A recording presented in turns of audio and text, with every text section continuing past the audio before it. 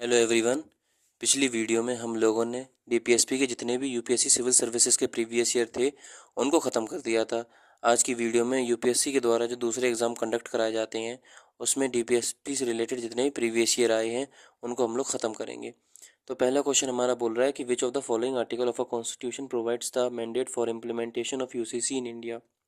यानी कि यूसीसी के रिलेटेड कौन सा आर्टिकल है हमारे कॉन्स्टिट्यूशन का। ये कंबाइंड जियो साइंटिस्ट 2025 का सवाल है। तो हमें पता था यूसीसी जो है वो हमारा आर्टिकल 44 में आता है। अब एक्स्ट्रा क्या है, तो एक्स्ट्रा ये है, सबसे पहले तो हमें ये देखना कि आर्टिकल 44 जो है वो एक लिबरल आर्टिकल है, जो कि हमने देखा था 36 से लेकर 51 तक हमारे डीपीएसपी आते हैं, जिसमें 3 कैटेगरी थी, सोशलिस्ट, गांधीयन और लिबरल। लिबरल जो था वो आर्टिकल 44, 45, 46, 47 थे नहीं, फिर 48, 48 है, 49, 50, 51, ये आर्टिकल हमारे लिबरल आर्टिकल से रिलेटेड थे। आप ऐसे याद कैसे करोगे, तो लिबरल में 7 शब्द होते हैं और 7 ही वो आर्टिकल थे। 44 से शुरू हो रहे थे और 51 पे ख़त्म हो रहे थे जाके, क्योंकि 51 आखिरी आर्टिकल था। तो 44 में हम लोगों को 2 आर्टिकल छोड़ने थे, 46 और 47। बचे हुए सारे आर्टिकल जो थे वो हमारे क्या थे, लिबरल आर्टिकल थे। पहली चीज़। दूसरी चीज़ आपको क्या याद रखनी है, आर्टिकल 41 किससे रिलेटेड है। तो आर्टिकल 41 को जब हम लोग डिस्कस कर रहे थे तो हम लोगों ने एक चीज़ को देखा था कि आर्टिकल 41 जो है वो सिंपल बात हम लोग से बोलता है, सिक्योर वर्क होना चाहिए, एजुकेशन एंड पब्लिक असिस्टेंस की बात करता था आर्टिकल 41। आर्टिकल 47 किसकी बात कर रहा था, तो आर्टिकल 47 हम लोग से बोल रहा था स्टैंडर्ड ऑफ लिविंग होना चाहिए पहली चीज़, और न्यूट्रिशन होना चाहिए। आर्टिकल 47। अच्छा, आर्टिकल 47 दो चीज़ में आ रहा था, गांधीयन प्रिंसिपल में भी आ रहा था आर्टिकल 47, सोशलिस्ट में भी आ रहा था। गांधीयन प्रिंसिपल में आर्टिकल 47 ये बोल रहा था कि आपको इंटॉक्सिकेटिंग चीज़ें जो होती हैं, चाहे ड्रग्स हो चाहे फिर ड्रिंक्स हो, उनको प्रोहिबिट करना है। अब आप याद कैसे करोगे कि आर्टिकल 47 सोशलिस्ट में कौन सी बात कर रहा था और गांधीयन में कौन सी बात कर रहा था। तो मैं इधर लिख दूं शॉर्ट में, आप लोग देख लेना। जब आप सोशलिस्ट को देखोगे और गांधीयन को देखोगे, दोनों प्रिंसिपल में हमारा आर्टिकल 47 आता है। सोशलिस्ट में आखिरी होता है और गांधीयन में बीच में आता है।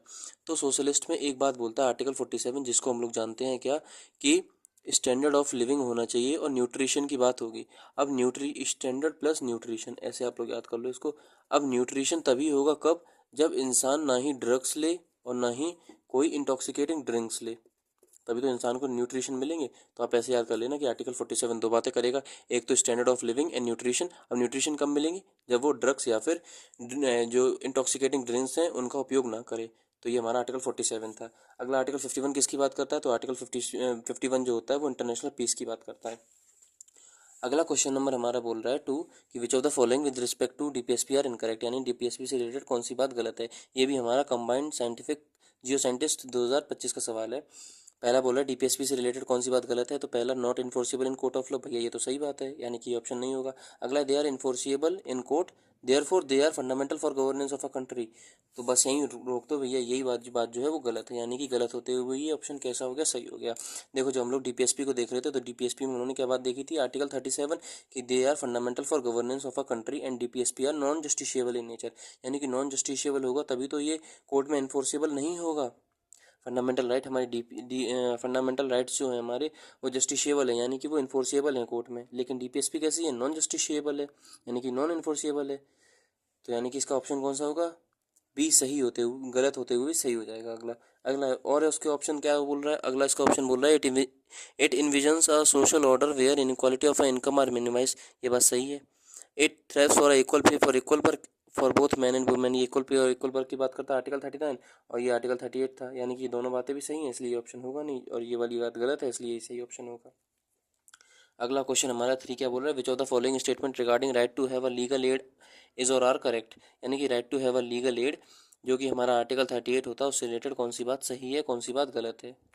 सॉरी, आर्टिकल 39 होता है हमारा राइट टू लीगल एड। अब हमें ये देखना है कि आर्टिकल 39 से रिलेटेड इसमें कौन सी बात सही है, कौन सी बात गलत है। ये हमारा सीडीएस एग्जाम 1 2024 में आया क्वेश्चन। पहला हमारा बोल रहा है it is given under DPSP, ये तो बिल्कुल सही बात है। डीपीएसपी में ही हमारा article 31 clause A 39 clause A जो है वो यही कहता है कि फ्री लीगल एड होनी चाहिए। ठीक है, equal justice and free legal aid की बात करता है आर्टिकल 39 क्लॉज है। दूसरा स्टेटमेंट बोल रहा है it is a duty of a police to inform the nearest legal aid committee immediately after the arrest of a person. तो ये वाला ऑप्शन हमारा गलत है, यानी कि ये गलत है। तो फिर हमारे इसमें से सही कौन सा होगा, यानी कि ओनली वन इज़ करेक्ट। अब इससे रिलेटेड कोई एक्स्ट्रा बात, तो देखो यार, फ्री लीगल एड की जो बात होती है वो आर्टिकल 39 क्लॉज ए में बात कही थी, हम लोग डीपीएसपी में देख रहे थे। सोशलिस्ट के जो आर्टिकल थे उसमें हमारा था आर्टिकल 39 क्लॉज ए। ठीक, पहली चीज़। दूसरी चीज़ क्या, एक कानून आया था, उस कानून का नाम था लीगल सर्विसेज अथॉरिटी एक्ट 1987 लिखने की जरूरत नहीं है, उस टाइम पे 2024 का सवाल है, उस टाइम पे न्यूज़ में था इसलिए पूछा गया था। लीगल सर्विसेज अथॉरिटी एक्ट 1987 ये बात करता है कि फ्री और लीगल एड तो आपको देनी है, किस किस को, मैं इधर लिख दे रहा हूँ, लीगल सर्विसेज अथॉरिटी एक्ट 1987 ये दो बातें बोलता था कि आपको फ्री एंड लीगल एड देनी है गरीबों को और वीकर सेक्शन को, यानी कि फ्री में उनको वकील मुहैया कराओ। और दूसरी बात ये बोल रहा था कि ये कोई कॉन्स्टिट्यूशन के द्वारा या फिर स्टेटूटरी यानी कि कानून के द्वारा पुलिस के ऊपर फोर्स नहीं किया जा सकता कि पुलिस को जो है, ये जो क्वेश्चन में हमसे बात बोली गई कि इमीडिएटली पुलिस को रिपोर्ट करनी है, इन्फॉर्म करना है जो पर्सन अरेस्ट हुआ उसका, ये पुलिस के ऊपर हमारी क्या है, कोई पुलिस के ऊपर रूल नहीं है, यानी कि ये ड्यूटी है पुलिस की, तो ये ड्यूटी नहीं है। तो यानी कि ये वाला केवल और केवल स्टेटमेंट 1 हमारा सही है। ठीक है, पहला क्वेश्चन समझ में आ गया, दूसरा भी समझ में आ गया, तीसरा भी समझ में आ गया। अगला क्वेश्चन हमारा क्या है, अगला क्वेश्चन नंबर 4 ये बोल रहा है which of the following is not part of article 51 of a constitution. Article 51 यानी कि जो कि हमारा प्रमोशन ऑफ इंटरनेशनल पीस की और हार्मनी की बात कर रहा था। तो पहला स्टेटमेंट हमारा बोल रहा है कि promote international peace and security, ये क्या नहीं है, नॉट पार्ट है आर्टिकल 51 का। सही से देख लेना, पार्ट लिखा है कि नॉट पार्ट लिखा है, ये CDS 1 2023 का सवाल है। तो भैया ये तो पार्ट है, यानी कि ये वाला ऑप्शन नंबर 1 नहीं करेक्ट होगा। Maintain just and honourable relation between nation, ये भी सही बात है। Use of a UN peace keeping force for resolution of international dispute, देखो यार UN पीस कीपिंग फोर्स जो है वो यूनाइटेड नेशन के भीतर आती है, ना कि इंडिया के आर्टिकल 51 के अंडर आती है, यानी कि ये वाला स्टेटमेंट गलत है। अगर गलत है तो यही हमारा क्या है, सही है। और फिर अगला ऑप्शन हमारा बोल रहा है encourage settlement of international dispute of by arbitration, यानी कि बातचीत के द्वारा इंटरनेशनल डिस्प्यूट को सुलझा दिया जाए, ये आर्टिकल 51 बोलता है, ये बात बोलता है, यानी कि ये सीधे सीधे ऑप्शन सी हमारा गलत है, इसलिए ये सही हो जाता है क्योंकि हमसे क्वेश्चन में नॉट पार्ट पूछा गया था।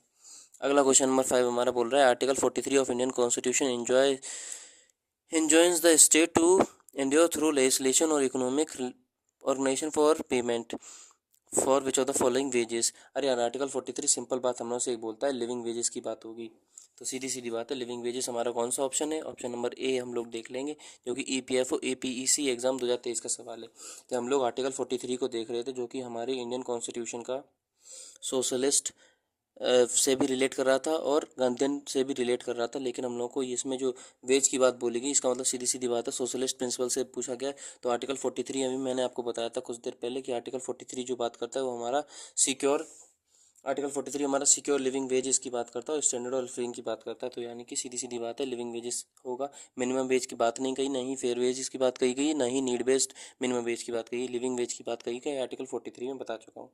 अगला which of the following is incorrect with respect to DPSP, ये CPF 2021 का सवाल है कि DPSP से रिलेटेड इनमें से कौन सी बात गलत है। Not enforceable in court of law, ये तो बात सही है। Can override all fundamental right, ये बात गलत हो गई, यानी कि यही ऑप्शन सही होगा। अभी मैं एक्स्ट्रा नॉलेज में बाद में बताऊंगा। It can be related to social economic justice, बिल्कुल सही बात है। सोशल और इकोनॉमिक जस्टिस जो है वो क्या होती है, हमारा आर्टिकल 39B और 39C उससे रिलेटेड है, बिल्कुल सही बात है हमारा DPSP related. They can be related to free legal aid, अभी हम लोगों ने देखा था आर्टिकल 39 क्लॉज है, फ्री लीगल एड की बात करता है। अब इसमें एक्स्ट्रा क्या है, इसमें क्या है, देखो यार हम लोगों ने फंडामेंटल राइट और DPSP से रिलेटेड डिबेट देखी थी, जिसमें पहला केस आ रहा था चंपकम दोहराई राजन, उसके बाद फिर गोलकनाथ केस था, और फिर अलग अलग हमारे केस थे। जैसे अगर मैं डिबेट में जाऊँ तो पहला हमारा केस था चंपकम दोहराई राजन, फिर गोलकनाथ, फिर 25th कॉन्स्टिट्यूशन अमेंडमेंट एक्ट। तो हमारे मोरल ऑफ द स्टोरी ये है, 24th कॉन्स्टिट्यूशन अमेंडमेंट एक्ट में ये बात कही गई थी कि जो DPSP हैं सारी DPSP फंडामेंटल राइट से सुपीरियर हैं, लेकिन बाद में सुप्रीम कोर्ट ने अपनी बात को चेंज कर दिया था। मिनर्वा मिल केस में उसने बोल दिया था केवल और केवल आर्टिकल 39 क्लॉज बी और 39 क्लॉज सी जो है वो सुपीरियर है आर्टिकल 14 और 19 से। यानी कि ये जो बात बोली गई ना कि ओवरराइड ऑल फंडामेंटल राइट्स, ये हमारी बात 42 कॉन्स्टिट्यूशन अमेंडमेंट एक्ट में बोली गई थी। लेकिन 42 कॉन्स्टिट्यूशन अमेंडमेंट के बाद एक और केस आया था, Minerva mill case, MM case आया था 1980 में। तो 1980 में ये बात अपडेट हो गई थी, बोल दिया था कि सारे DPSP नहीं होंगे, केवल और केवल 2 DPSP होंगे, कौन से, आर्टिकल 39B और 39C, सारे नहीं होंगे, केवल 2 होंगे, वो भी किससे सुपीरियर होंगे, बता चुका हूँ आपको, आर्टिकल 14 और 19 से। जब आर्टिकल 14 के एक्सेप्शन देख रहे थे तब भी हम लोगों ने एक बात बताई थी, क्या, कि when article 31 clause C came in article 14 goes out. अब 31 क्लॉज सी कहाँ से आ गया, तो 31 क्लॉज सी में ही ये बात लिखी गई है कि आर्टिकल 39 क्लॉज बी और 39 clause C are superior than article 14 and 19। समझ में आ गया। अगला सवाल, हम लोग यार प्रीवियस ईयर केवल देख रहे हैं, इस वीडियो का टारगेट है कंसेप्ट के लिए मैं पिछली वीडियो बना चुका हूँ जिसमें मैंने DPSP को 1 शॉट में बता दिया था आपको 20 मिनट में। अगला क्वेश्चन नंबर 7 बोल रहा है which among the following consider DPSP, अब मतलब इनमें से 4 लोगों के नाम लिखें, इनमें से ये बात किसने बोली थी कि furthering the goal of social execution, ये CDS 2 2021 का सवाल है, तो इसका सही आंसर होगा गेविन ऑस्टिन। ग्रैनविल ऑस्टिन ने ये बात बोली थी कि जो डीपीएसपी होती है वो furthering the goal of social exclusion होती हैं। ठीक है, ये हमारा ये स्टेटमेंट बेस्ड क्वेश्चन है, इसमें एक्सप्लेनेशन कुछ बनती नहीं है। अगला हम लोग देखते हैं क्वेश्चन। तो अगला क्वेश्चन नंबर 8 जो है वो ये बोल रहा है द प्रोविजन। अगला क्वेश्चन नंबर 8 बोल रहा है the provisions the state shall take steps to separate the judiciary from executive. बस हमारे मतलब की यही बात है कि जुडिशरी ऑफ एग्जीक्यूटिव की इनका सेपरेशन होना चाहिए। ये कौन से पार्ट में लिखा है? CDS 2021 का सवाल है, तो सीधी सीधी बात है पार्ट 4 यानी कि डीपीएसपी में लिखा है। डीपीएसपी का कौन सा आर्टिकल है? आर्टिकल 50 बोल चुका हूँ, अब बता चुका हूँ आपको।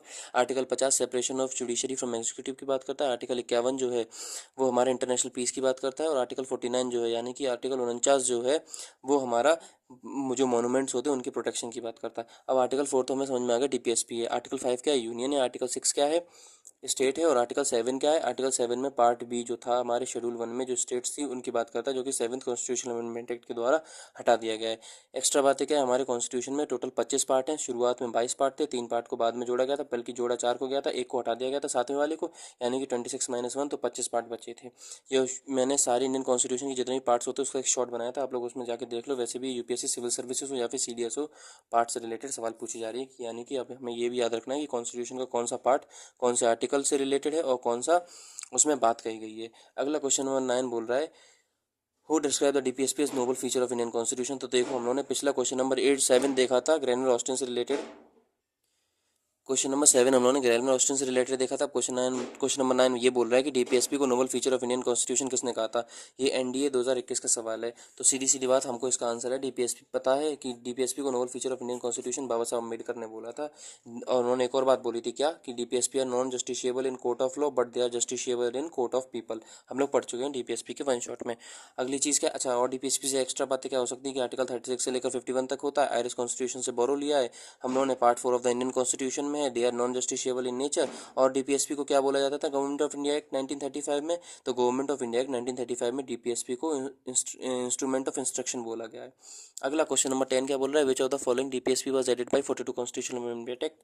ये 2020 का सवाल है, एनडीए 2020 का सवाल है। मतलब यानी कि 42 कॉन्स्टिट्यूशनल अमेंडमेंट एक्ट से कौन कौन सी बातें जोड़ी गई थी? देखो यार, मैंने बोला था 4 कॉन्स्टिट्यूशनल अमेंडमेंट एक्ट मेन थे, एक 42, एक 44, एक हमारा 86 और एक 97। 97 वाला तो हमें याद है, 97 के द्वारा आर्टिकल 43 क्लॉज बी जोड़ा गया था, जो कि प्रमोशन जो कि कोऑपरेटिव सोसाइटी से रिलेटेड है, हमें आता था 97, जो कि 2011 में आया था। अगला 86 कॉन्स्टिट्यूशनल अमेंडमेंट एक्ट जो है ये 2002 में आया था, जो कि मेन बात किससे रिलेटेड थी? आर्टिकल 21 क्लॉज ए से रिलेटेड थी, जो कि क्या बोल रहा था कि 6 साल से 14 साल तक के जितने भी बच्चे हैं उनको फ्री और कंपलसरी एजुकेशन की बात करी जाए। आर्टिकल 44 के द्वारा आर्टिकल 38 क्लॉज बी जोड़ा गया, 38 क्लॉज 2 जोड़ा गया था। 38 क्लॉज 2 क्या बोल रहा था कि आपको मिनिमाइज करनी है इनइक्वालिटी को, और मोर स्पेसिफिकली कौन सी इनइक्वालिटी की बात कर रहा था? इनकम इनइक्वालिटी की बात कर रहा था। अब ये बताओ ये कहाँ लिखी है बात कि 42 कॉन्स्टिट्यूशनल अमेंडमेंट एक्ट में इनमें से कौन सी बात बोलेगी? पहला ऑप्शन बोल रहा है मिनिमाइज इनइक्वालिटी इनकम, ये तो हमें पता ही है भैया 44 से जोड़ा गया, यानी कि ये तो नहीं होगा। फिर अगला हमारा बोल रहा है कि equal justice and free legal add. Free legal aid जो है वो इंडियन कॉन्स्टिट्यूशन का आर्टिकल 39 क्लॉज है। आप लोग प्रीवियस ईयर से बहुत सारी चीज़ें एब्जॉर्ब कर चुके होगे, नहीं करोगे तो मैं अभी बाद में बता दूंगा कि हमारे मतलब की क्या क्या चीज़ है। तो 39 क्लॉज हम लोग देख चुके हैं, फ्री लीगल एड बार बार आ रहा है, यानी कि ये हमारी बात इंपॉर्टेंट होती है आर्टिकल 39 क्लॉज है। और हमें ये बात पता है कि 39 क्लॉज जो था इसी को 42 कॉन्स्टिट्यूशनल अमेंडमेंट एक्ट के द्वारा जोड़ा गया था, यानी कि सही ऑप्शन इसका बी होगा। समझ में आ गया। प्रमोशन ऑफ कोऑपरेटिव सोसाइटी देख चुके हैं, 97 कॉन्स्टिट्यूशन अमेंडमेंट एक्ट था। और early childhood care 86 constitution amendment act था। फिर मैंने आपको एक और बात बताई थी कि 42 कॉन्स्टिट्यूशन अमेंडमेंट एक्ट के तहत 4 बातें जोड़ी गई थी, कौन से? आर्टिकल 39 क्लॉज एफ, फिर 39 क्लॉज ए। फिर हमने देखा था जितनी भी ए वाली चीज़ें हैं 42 में जोड़ दो, जैसे 43 क्लॉज ए भी था एक हमारा आर्टिकल, और एक हमारा आर्टिकल 48 क्लॉज ए था। ए आ गया, ए हमारा कौन सा? 42 कॉन्स्टिट्यूशन अमेंडमेंट एक्ट। मैंने ट्रिक भी बताई थी आपको।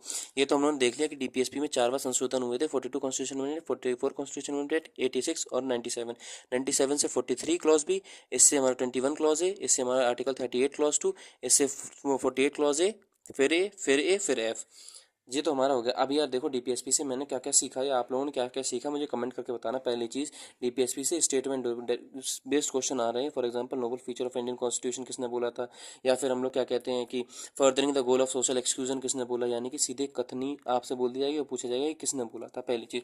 दूसरी चीज़, पार्ट से रिलेटेड डीपीएसपी में क्वेश्चन आ रहा है। तीसरी चीज़, हम लोगों ने देखा कि डीपीएसपी में ज़्यादा क्वेश्चन घुमाने का उसके पास स्कोप नहीं है। मोर प्रिसाइसली भी वो हमसे डायरेक्ट क्वेश्चन बोल रहा है कि डीपीएसपी जो होती है वो जस्टिशिएबल है, नॉन जस्टिशिएबल है, जैसे हम लोग देख चुके हैं। डीपीएसपी में आर्टिकल 51 किसकी बात करता है, इंटरनेशनल पीस ऑफ माइंड, यानी कि डीपीएसपी से 3-4 तरह के क्वेश्चन के पास उसका स्कोप है, या तो स्टेटमेंट बेस्ड, या फिर सीधे आर्टिकल देगा, या फिर कॉन्स्टिट्यूशन अमेंडमेंट एक्ट से कौन सी बात कही गई। तो डीपीएसपी जब हम लोग पढ़ चुके हैं पिछली वीडियो में, तो मैंने इस बात को बिल्कुल ध्यान में रखा था कि हम लोगों का वीडियो का जो एंगल होना चाहिए वो इस डायरेक्शन में होना चाहिए कि हमारी जो तीनों डिमांड थी वो फुलफिल हो सकें। बहरहाल डीपीएसपी के हम लोगों ने सिविल सर्विसेज के भी सारे क्वेश्चन लगा लिए हैं, और यूपीएससी के द्वारा जो दूसरे एग्जाम होते हैं उसको भी हम लोगों ने देख लिया है, सवाल समझ लिए, एक्स्ट्रा नॉलेज ले लिए। मेरे पास टाइम की बाउंडेशन है, वरना मैं इसको आराम से और एलिब्रेट करके आपको समझाता। अगली वीडियो में हम लोग फंडामेंटल ड्यूटीज़ को समझेंगे। टिल देन, जय हिंद, जय भारत।